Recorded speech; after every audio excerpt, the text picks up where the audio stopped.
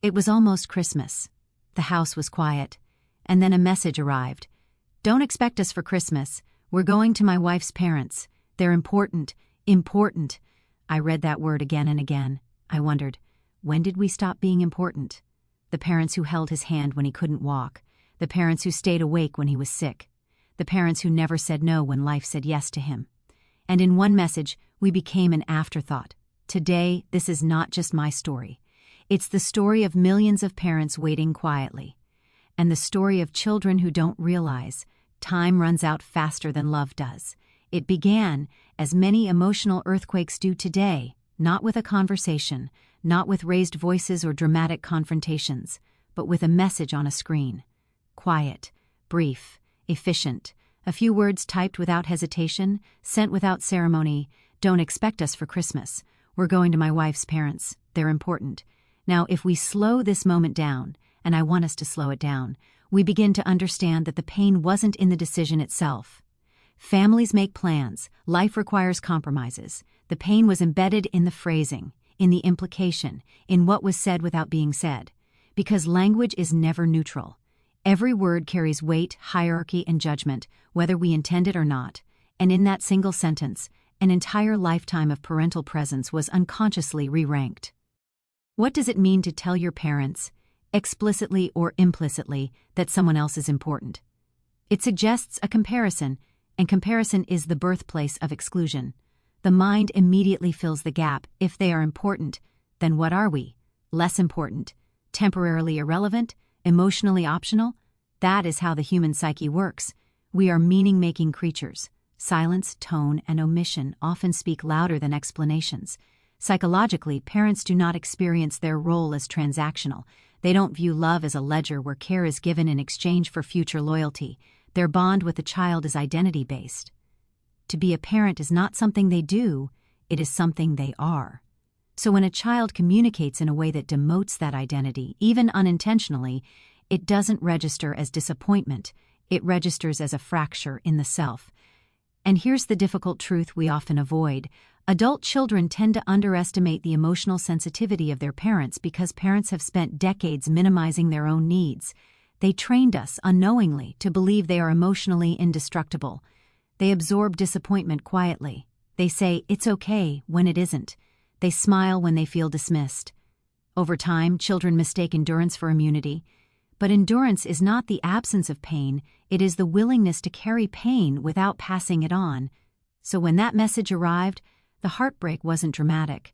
There was no argument, no response filled with guilt or accusation. There was likely just a pause, a rereading, perhaps a quiet breath. That moment when the heart recalibrates itself around a new reality. My presence in my child's life now requires justification. This is where philosophy enters the room. Because at its core, this moment is not about Christmas, it's about value. About how modern life subtly reshapes our moral frameworks without us realizing it. We live in an age that prioritizes efficiency over presence, independence over interdependence, and romantic partnerships over generational continuity. None of these values are inherently wrong. But when adopted unconsciously, they distort our understanding of loyalty and gratitude. In many cultures, and this is important to acknowledge, the parental role was once morally non-negotiable. Parents were not placed in competition with anyone. They existed outside the hierarchy of preference. But modern individualism reframes relationships as choices rather than obligations. And once everything becomes a choice, everything becomes comparable. Parents are no longer foundational. They are optional participants in an adult child's life narrative. That shift changes how communication happens. A message that might have been framed as, "This year we're dividing time differently, but we love you and will celebrate soon," instead becomes a logistical announcement stripped of emotional context. The sender may feel honest, even practical. But honesty without empathy is not clarity, it's blunt force. What makes this moment especially painful is that parents don't want to compete. They never ask to be chosen over anyone. They don't need to be declared important. Their pain comes from being reminded that they now exist in a ranking system at all, that their lifelong role has been quietly moved from given to negotiable. And here's where many well-meaning people misunderstand parental hurt. They assume parents are reacting out of control, possessiveness, or outdated expectations. But the deeper issue is existential. Parents are grappling with a loss of narrative coherence. For decades, their story made sense: raise the child, support them, watch them build a life. But moments like this introduce a rupture in that story. It forces parents to ask a question they never expected to ask: where do I belong now? Belonging is a fundamental psychological need. We associate it with friendships and romance, but parental belonging is just as real. When children grow up and create new families, parents intellectually understand the shift. Emotionally, however, understanding does not erase loss, and loss, when unacknowledged, turns into quiet grief.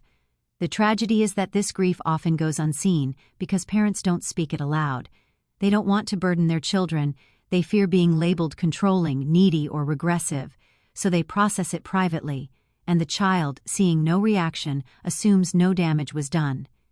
This is how emotional distance grows, not through conflict, but through misinterpreted silence. From a psychological standpoint, this is a classic empathy gap. The sender of the message operates from a position of forward momentum, new responsibilities, new loyalties, a life under construction. The receiver operates from a position of reflection, a life largely given, roles slowly dissolving, time becoming finite. When these two perspectives collide without empathy, harm occurs without malice. And let's be clear, this is not about guilt. Guilt paralyzes, insight mobilizes. The point is not to shame adult children for building lives of their own. It is to invite awareness about how small communicative choices can carry disproportionate emotional weight, especially when directed at those who once structured their entire existence around you. The phrase "they're important" could have been true without being comparative. Importance is not a scarce resource, but language turned it into one.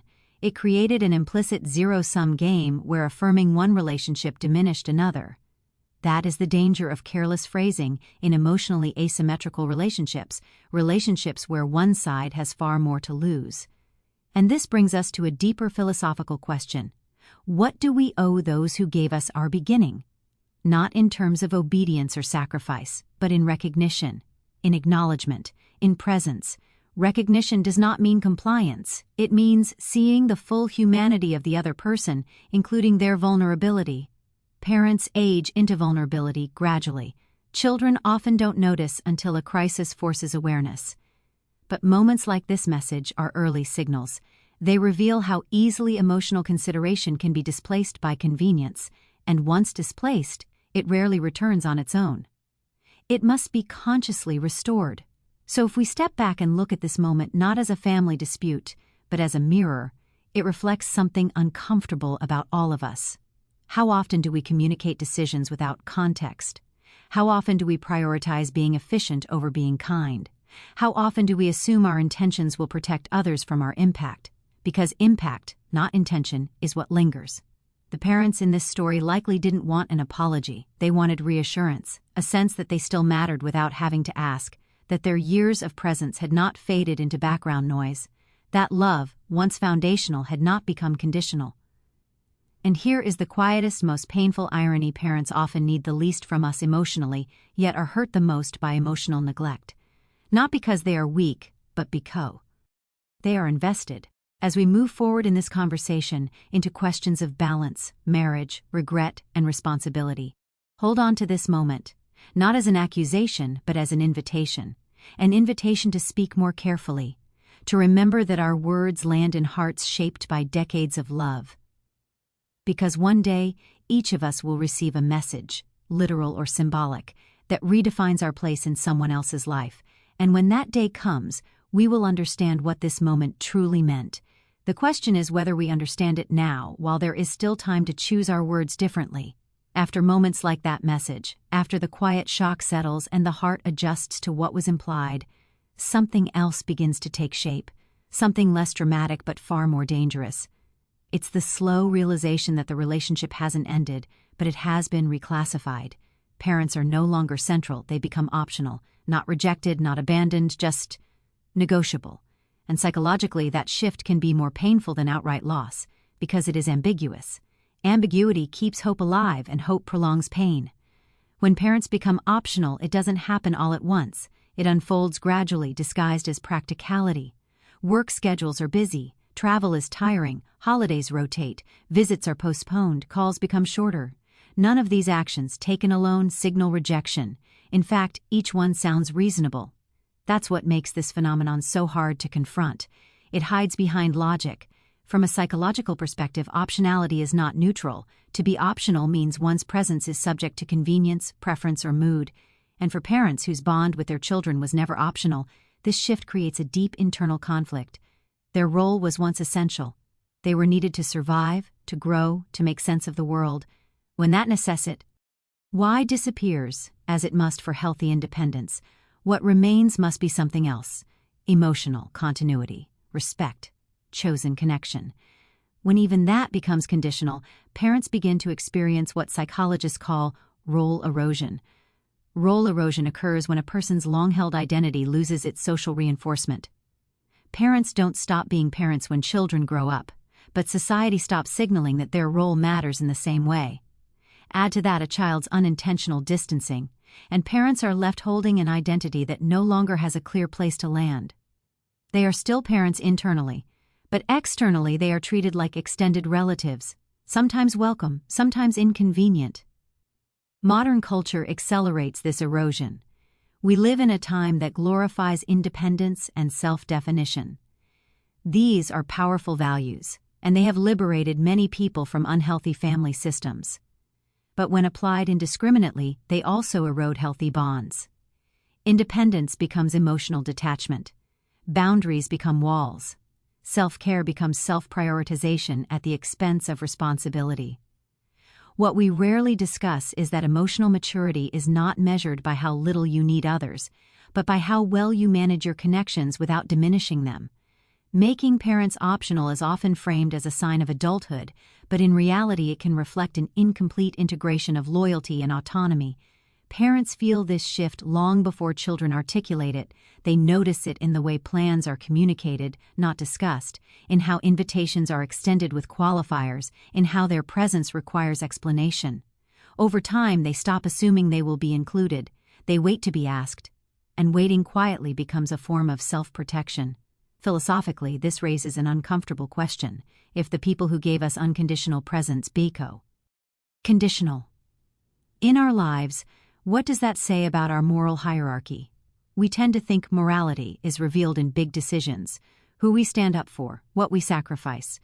But often, morality is embedded in patterns of attention. Who do we think of first?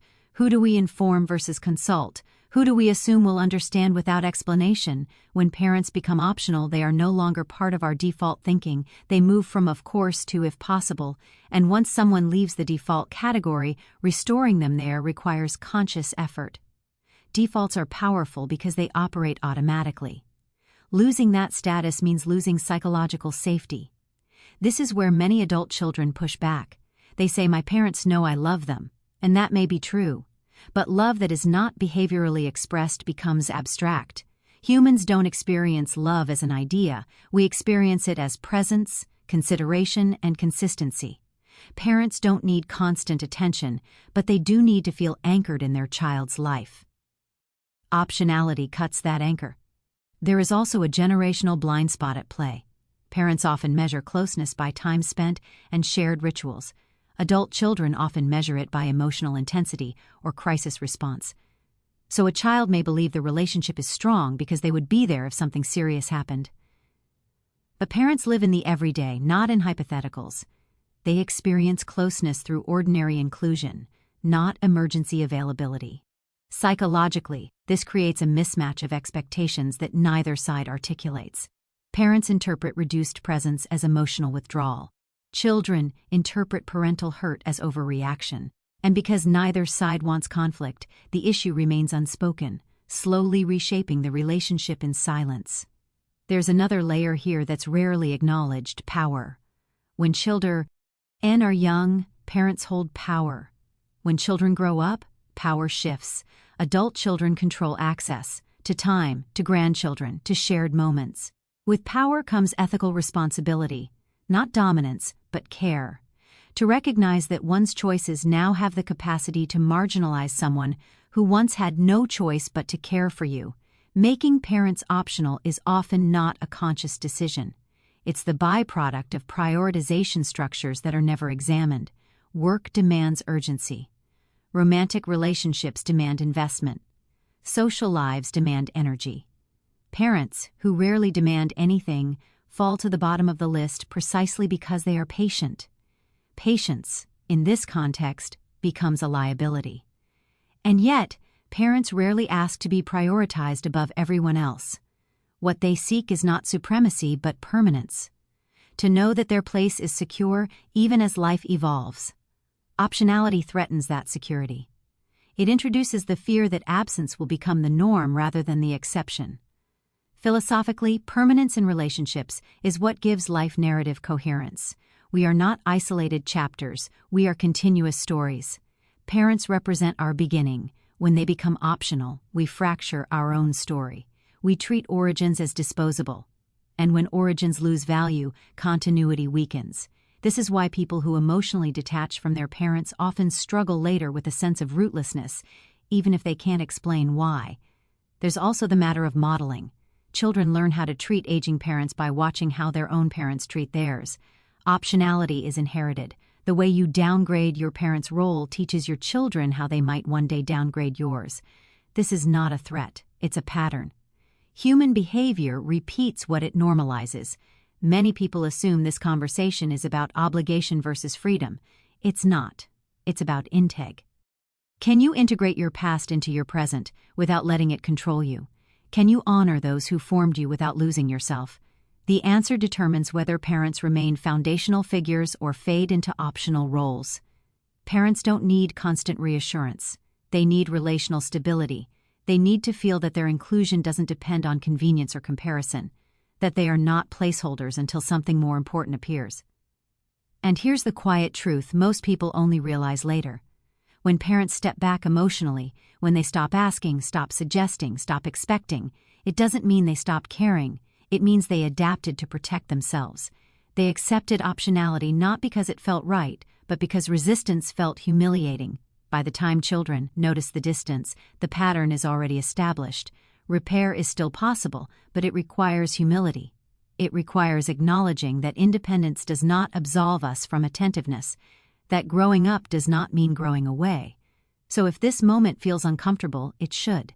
Discomfort is often the first sign of ethical clarity. Ask yourself not whether you love your parents, but whether your life structure reflects that love. Ask not whether they understand your busyness, but whether you have considered their silence.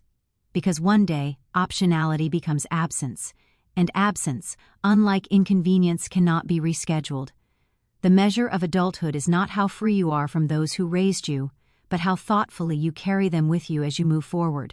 Once parents become optional in a child's life, something else quietly slips out of view as well. The vast landscape of sacrifices that made that child's independence possible in the first place. Not the obvious sacrifices, we talk about those: school fees, long work hours, physical exhaustion. What disappears are the invisible ones, the emotional trades, the postponed selves, the lives that could have unfolded differently but didn't, because someone else's future was placed at the center. Parents rarely narrate their sacrifices accurately, and that's part of the problem. They edit the story. They simplify it. They say things like, "It was our duty," or "any parent would do the same." These statements sound noble, but psychologically they erase reality. Not every parent could do the same. Not every adult would make the same choices. Sacrifice is not automatic, it is chosen again and again, often without applause or acknowledgement. And because it is framed as normal, children grow up assuming it costs nothing. But sacrifice always costs something. Sometimes it costs sleep, sometimes ambition, sometimes dignity, sometimes a marriage survives but never thrives.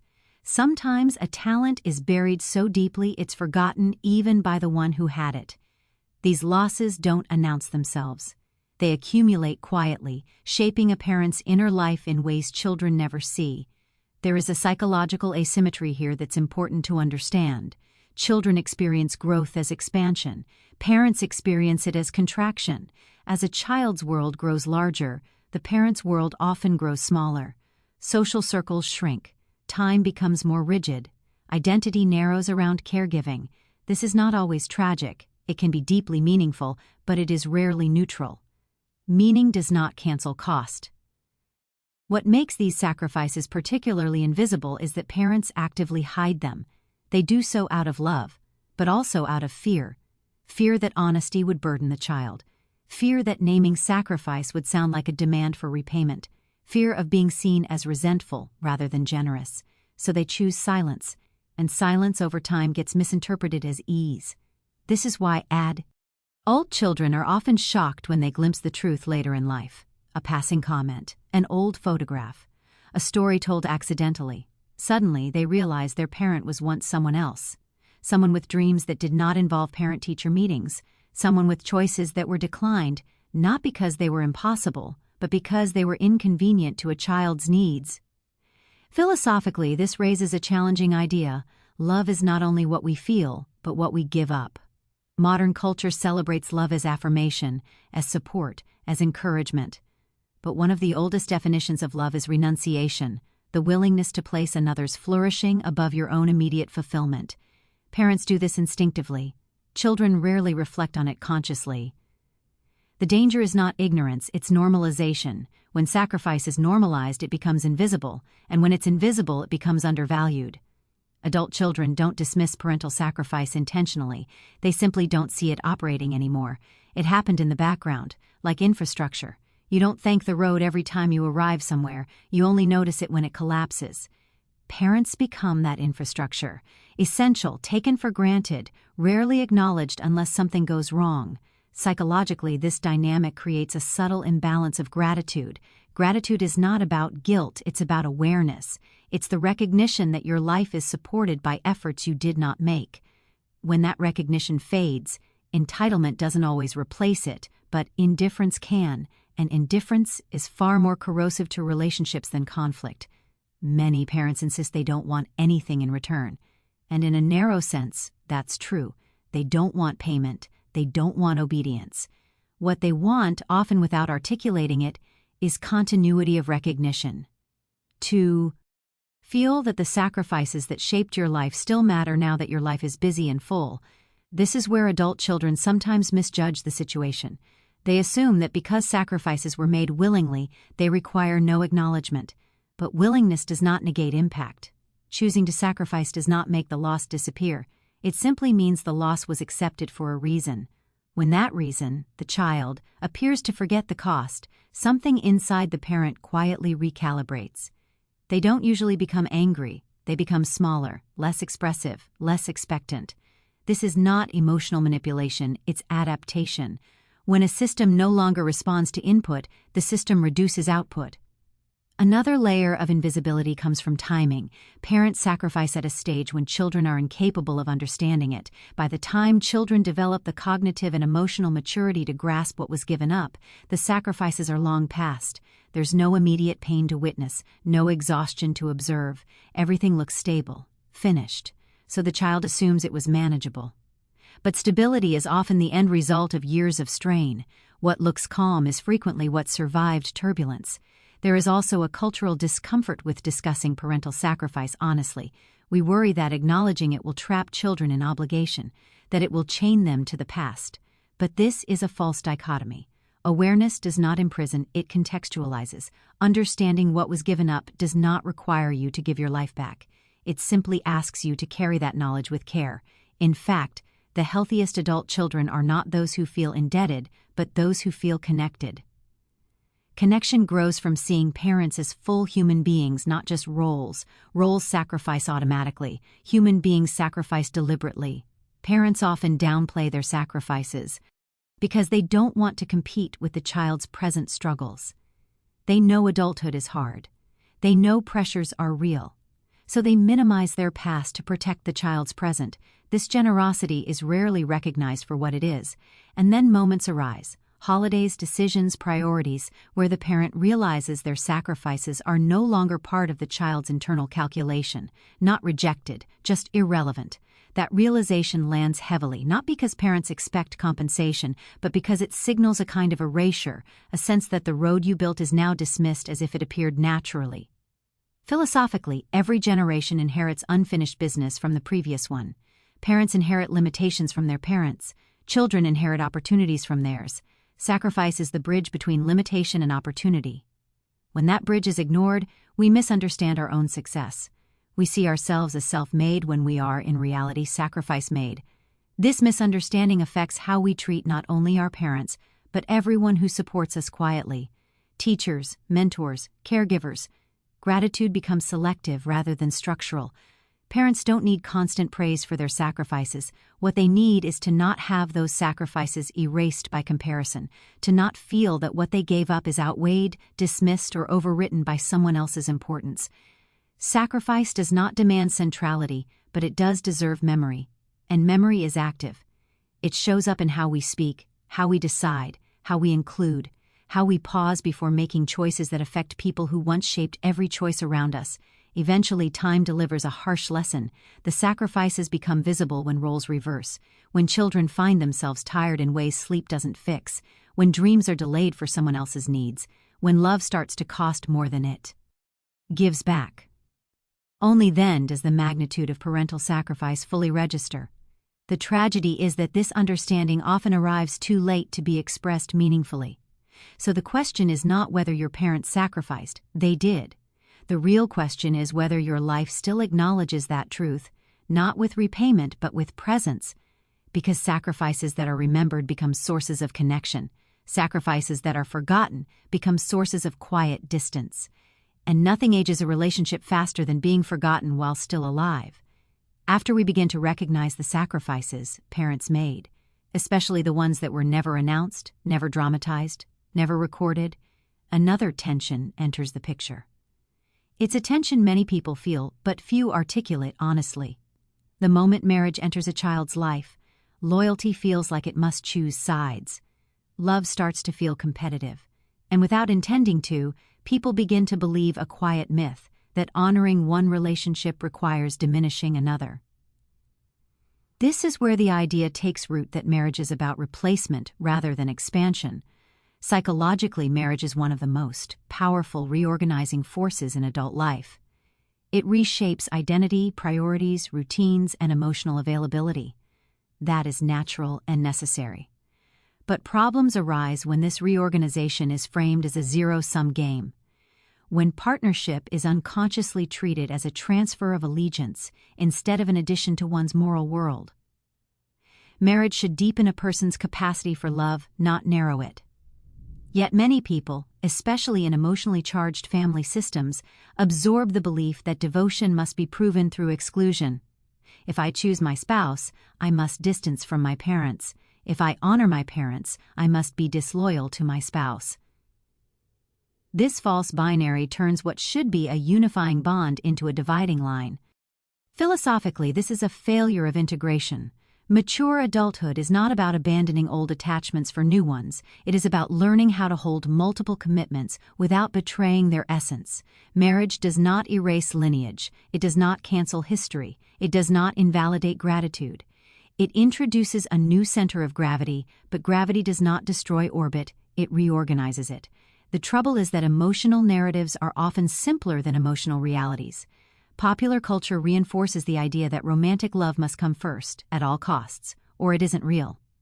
But love is not measured by what you discard, it's measured by what you can hold together without resentment. When people feel pressured to prove their marriage by sidelining parents, it often reflects insecurity rather than devotion. Secure relationships don't require symbolic sacrifices. They don't need enemies to survive. A spouse who feels threatened by respectful parental bonds is not asking for love. They are asking for reassurance, and reassurance should never come at the cost of someone else's dignity. This is not an argument for parental dominance in adult life. It's an argument against emotional displacement. Parents do not need to be central decision-makers once children marry. But they do need to remain recognized as formative figures whose place does not expire with a wedding ceremony. Many conflicts labeled as in-law problems are actually failures of emotional leadership. Adult children fail to define boundaries with clarity and compassion, so spouses feel unsafe. Parents fail to adapt to changing roles, so children feel pressured. And instead of addressing these dynamics directly, people choose the easier route, avoidance through distance. Distance feels peaceful at first. But unresolved dynamics don't dissolve, they harden. Silence doesn't heal, it calcifies. Psych. A logically healthy marriage requires differentiation.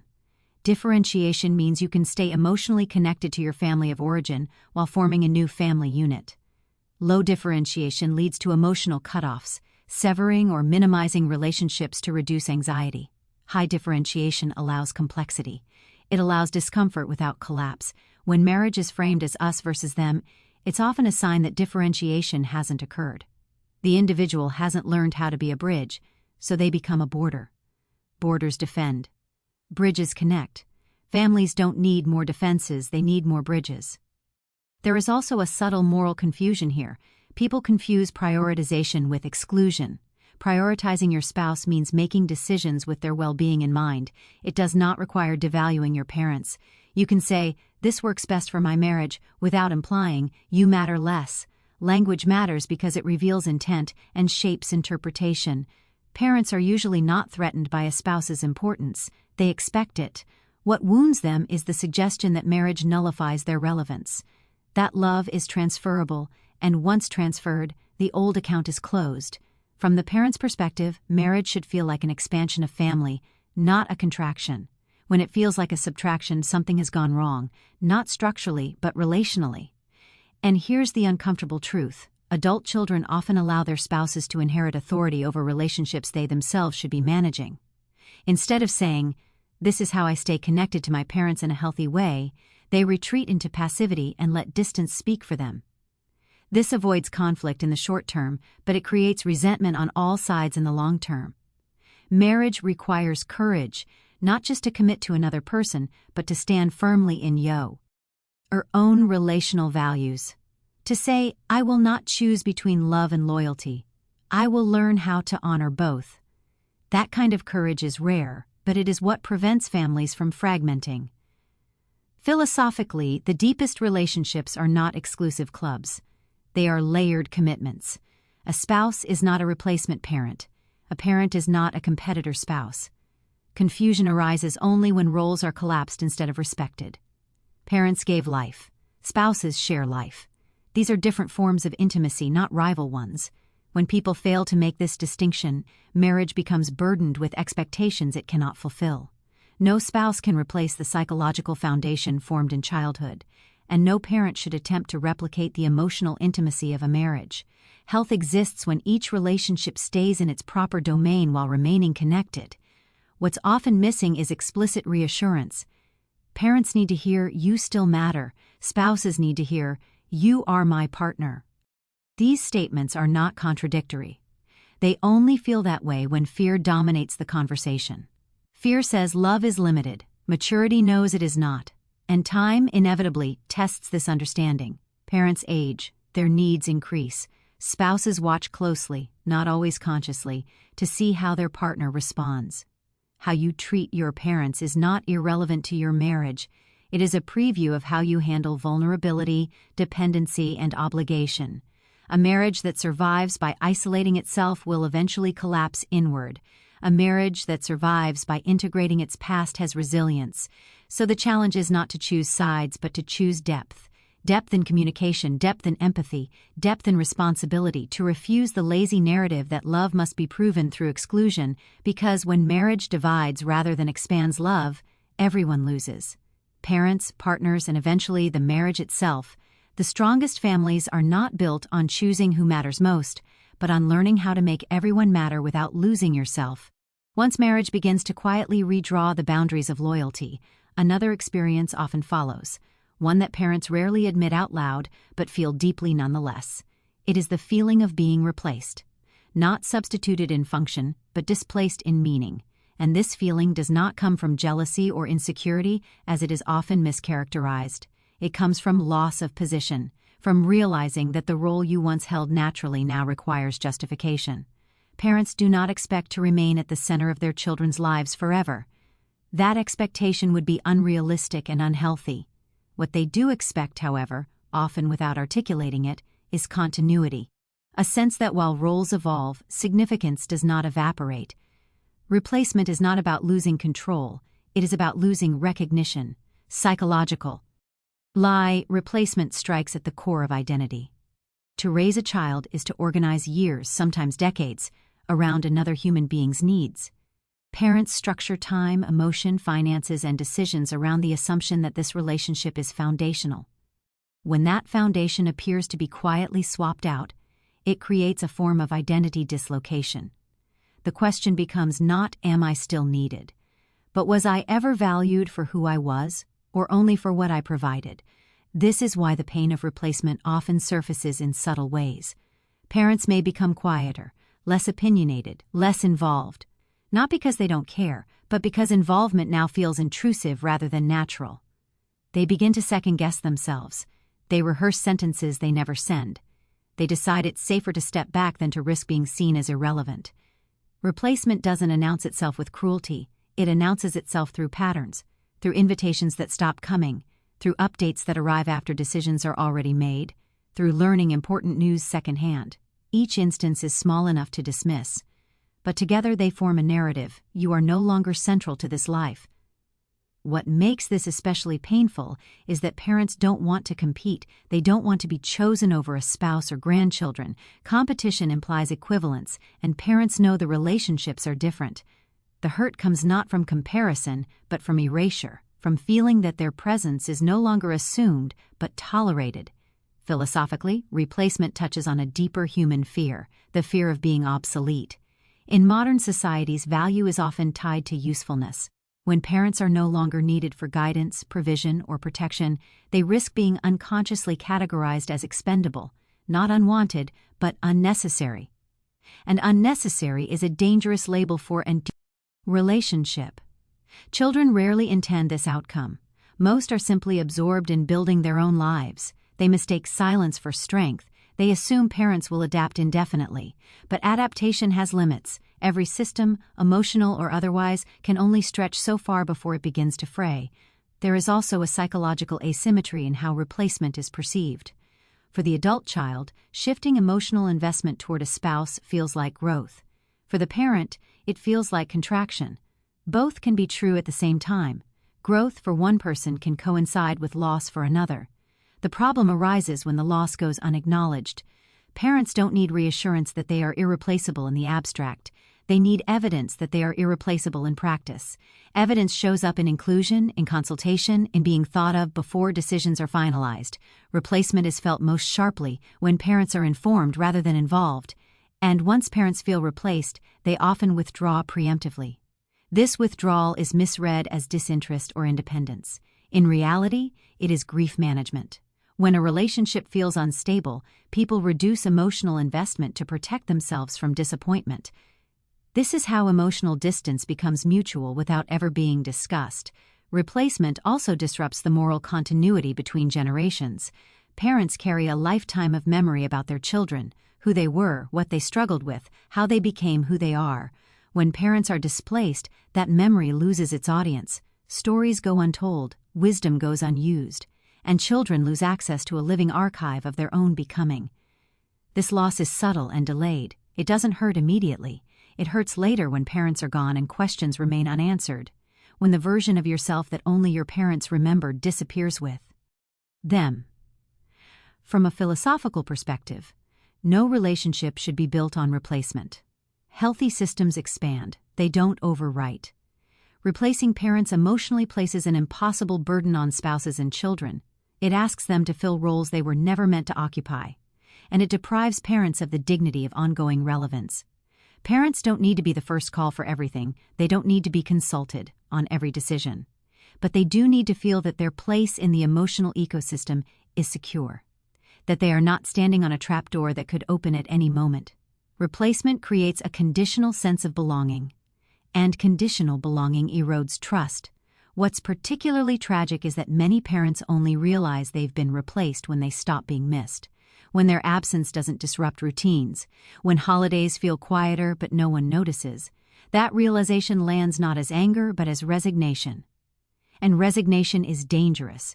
It looks like peace from the outside, but it's actually disengagement.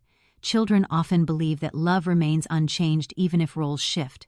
But love requires maintenance, not intensity, consistency. Replacement breaks consistency. It turns presence into a favor rather than a given. This is not about clinging to the past, it's about honoring continuity. Parents are not relics of childhood, they are witnesses to your entire life. Replacing them emotionally severs that witness. It leaves you alone with your present, disconnected from your origin. The most resilient adults are not those who outgrow their parents, but those who integrate them into adulthood in new ways. Integration prevents replacement. It allows roles to evolve without dignity being lost. Replacement teaches parents a painful lesson, that love may not be cumulative, that years of devotion do not guarantee lasting closeness, that elements must be constantly renegotiated.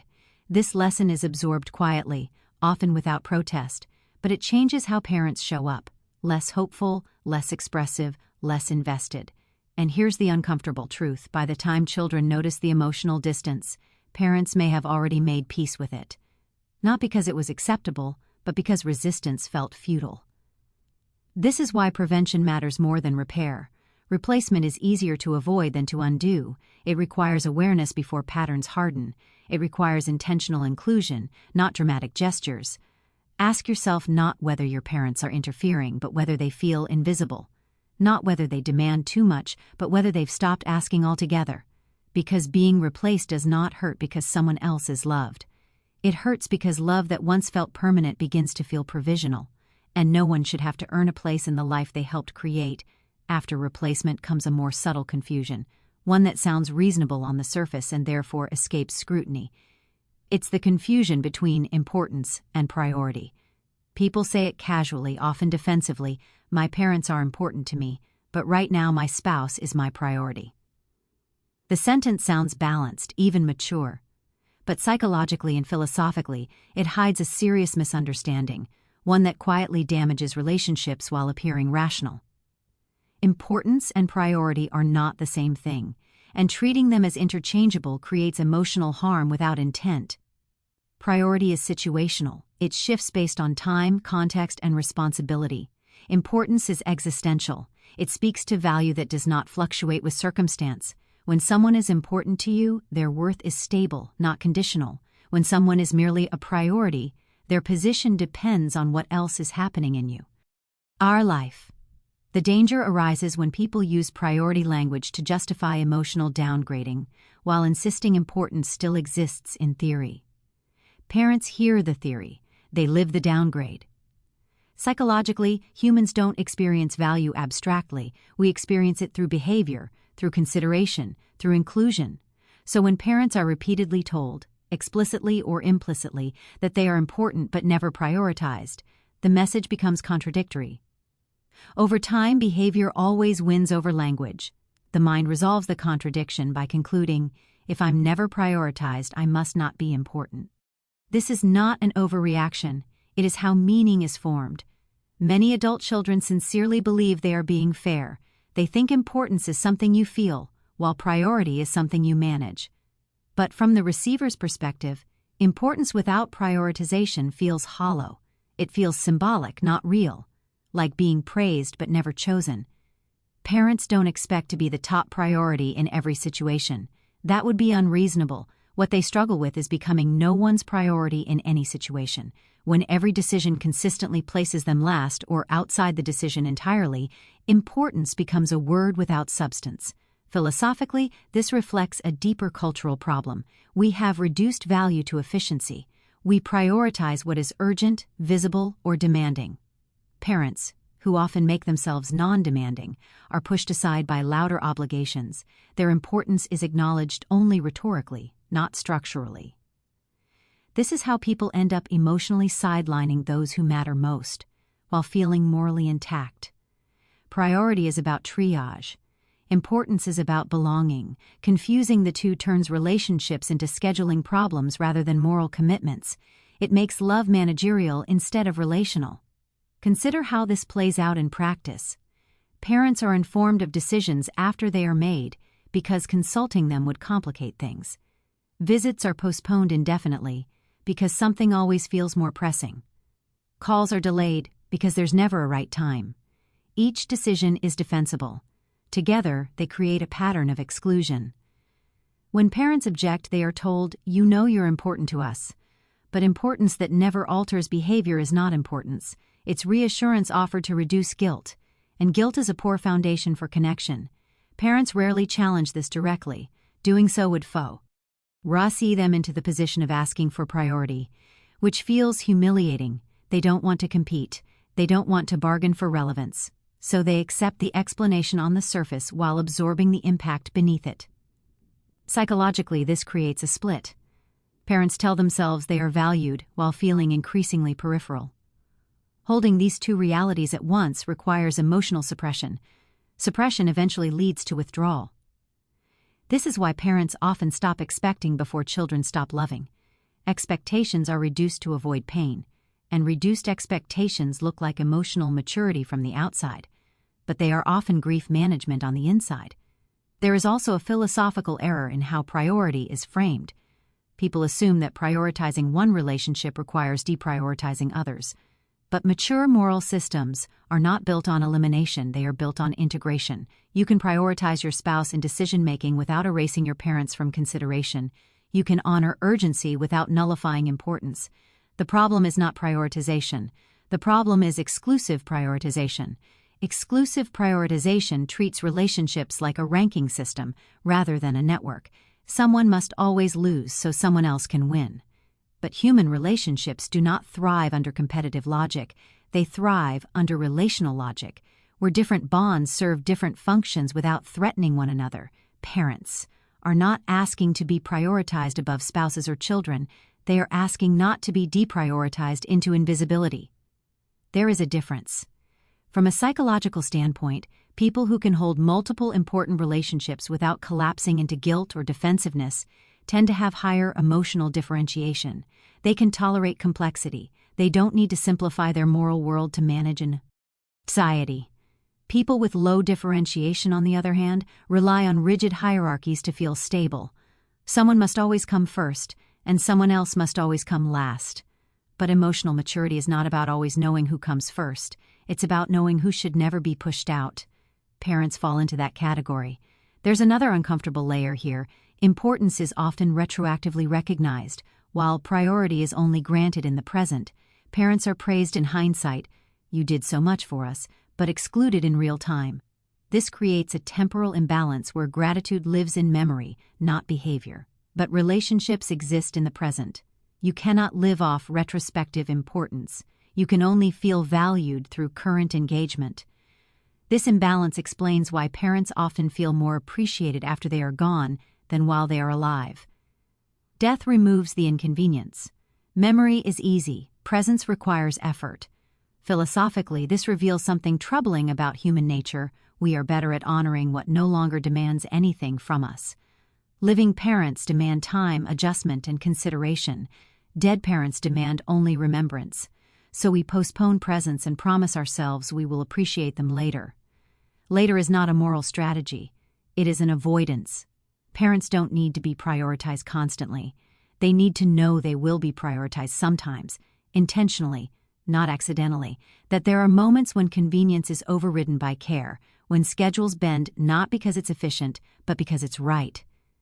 Those moments communicate importance more clearly than any reassurance ever could.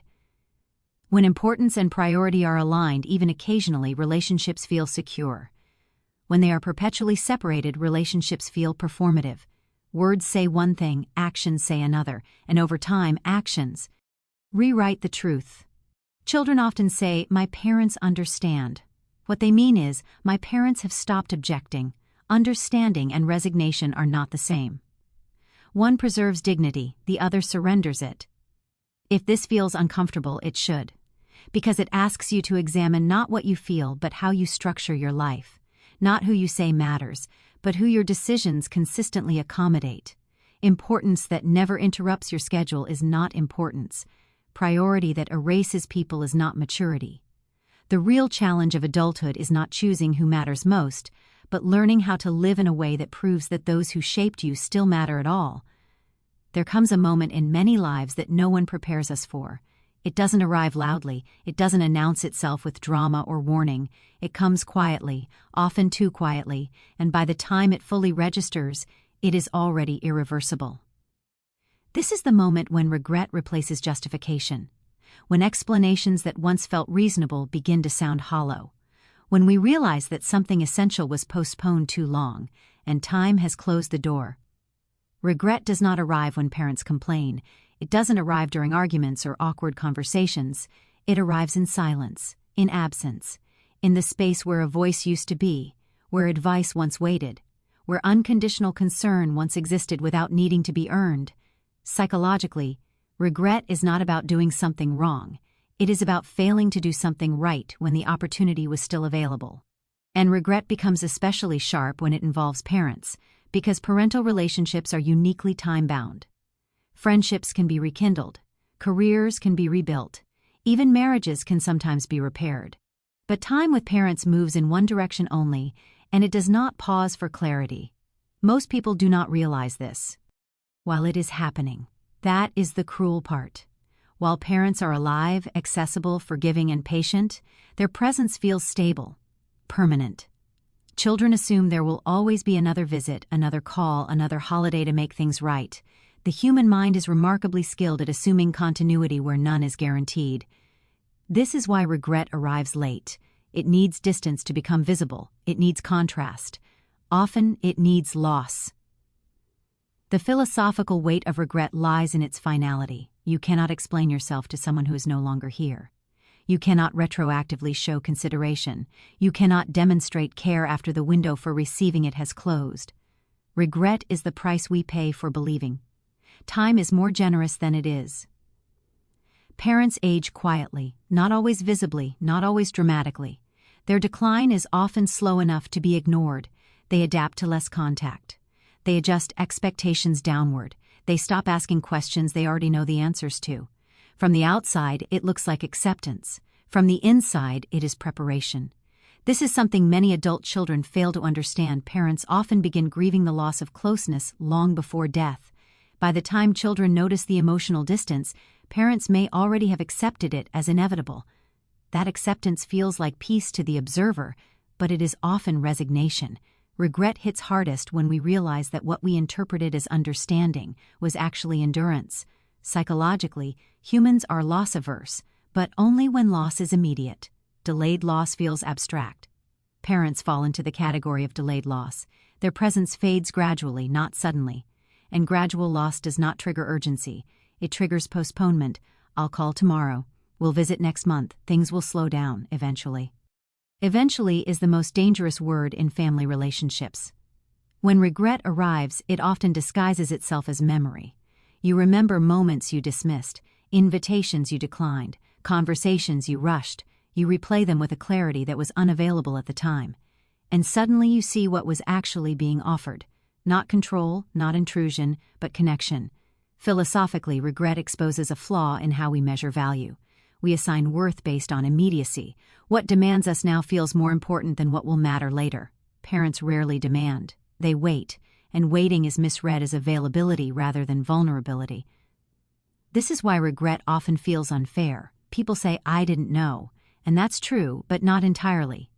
The information was available, the signs were present. What was missing was attention. Attention is the moral currency of relationships. Where we place it reveals what we truly value, regardless of what we say. Many people believe regret is about missed grand gestures. It's not. It's about missed ordinary moments. The call you didn't make because you were tired, the visit you shortened because you were distracted, the conversation you avoided because it felt inconvenient. Regret grows out of small neglects, not major betrayals. Parents rarely ask for grand gestures. They ask for presence, for being thought of without needing a reason, for being included before decisions are finalized, not after. When regret arrives, it often carries a cruel irony. By the time you are ready to give what your parents needed, they are no longer able to receive it in the same way. Energy is gone, health is fragile, memory fades, opportunities narrow. This is where regret turns into self-reproach, not because you were cruel, but because you were careless with something irreplaceable. Philosophically, regret forces a reckoning with finitude. It reminds us that love is not only about feeling, but about timing. Even sincere love, if mistimed, can fail to land, and intentions, however pure, do not survive missed opportunities. Parents understand this intuitively. That's why they try to connect while they can. That's why they repeat stories. That's why they ask questions whose answers they already know. They are not being redundant. They are preserving connection while it is still possible.